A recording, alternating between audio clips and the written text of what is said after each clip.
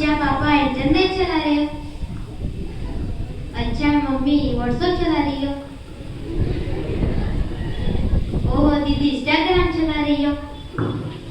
बेटी थोड़ा पढ़ ले तेरे मोबाइल कोई काम नहीं आएगा। क्या दादी हमेशा पढ़ लो कहती रहती हो।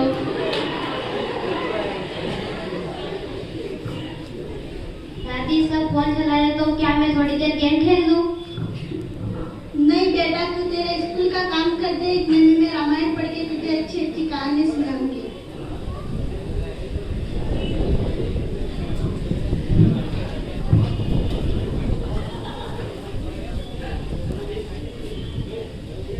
नमस्ते दादी माँ। क्या कर रहे दादी और पोता दोनों पढ़ाई कर रहे हैं? अच्छा है।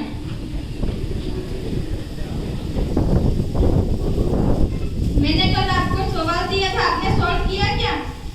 नहीं। समझ में नहीं आया? नहीं ma'am.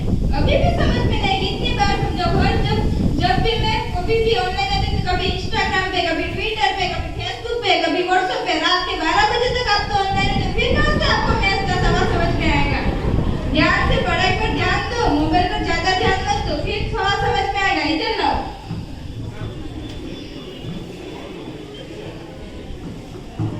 Five X square plus S square plus B square, फिर इसको इस फॉर्मूले की तरह लगाना है। तुम्हें तो फॉर्मूला याद नहीं है, अब मैं क्या कर सकती हूँ?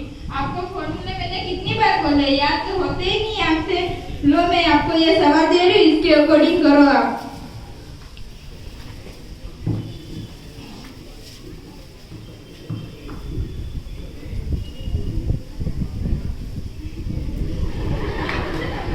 अरे तुम्हारी मम्मी को कैसे पता चला तुम्हारे पापा को प्यास लगी है बेटा? मैडम वो है ना, मम्मी पापा है ना व्हाट्सएप पे चैटिंग कर रहे। कभी मैं सोचूं कि बेटी का दिमाग पढ़ाई में क्यों नहीं लग रहा है, तो मम्मी पापा का कमाल है। वाह भाई।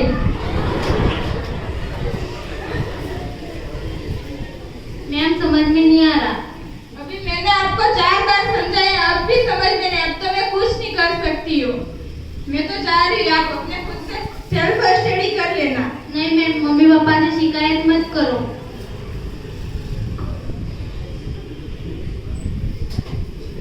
भाई साहब, मेरा हिसाब कल से करके रखना। मैं कल से आपकी बेटी को पढ़ाने नहीं आऊंगी। क्यों, क्या हुआ? मैं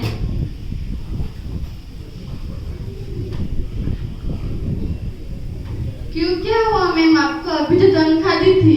जब देखो तब तनख्वाह करते रहते हो। कभी अपनी बेटी पर भी ध्यान दिया? आपकी बेटी क्या करती है, पढ़ाई करती है या मोबाइल चलाती है? आप दोनों जब भी मैं आती तब नमस्ते भाभी जी, नमस्ते भाई साहब बोलते, पूरा ध्यान मोबाइल के पीछे रहता है। आप भी मोबाइल के पीछे रहते, फिर आपकी बेटी का ध्यान पढ़ाई में कहाँ से लगेगा?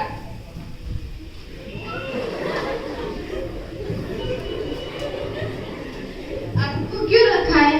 तो मैं क्या 24 घंटा आपकी बेटी के पीछे रहूं? Sorry ma'am. Sorry ma'am. Ma'am आपने सही कहा, ये दोनों हमेशा मोबाइल में ही रहते हैं। इनको देखकर बेटी भी सीखती है। तभी यही बात तो सच है, ये दोनों जब भी देखो तब मोबाइल के पीछे ही रहते।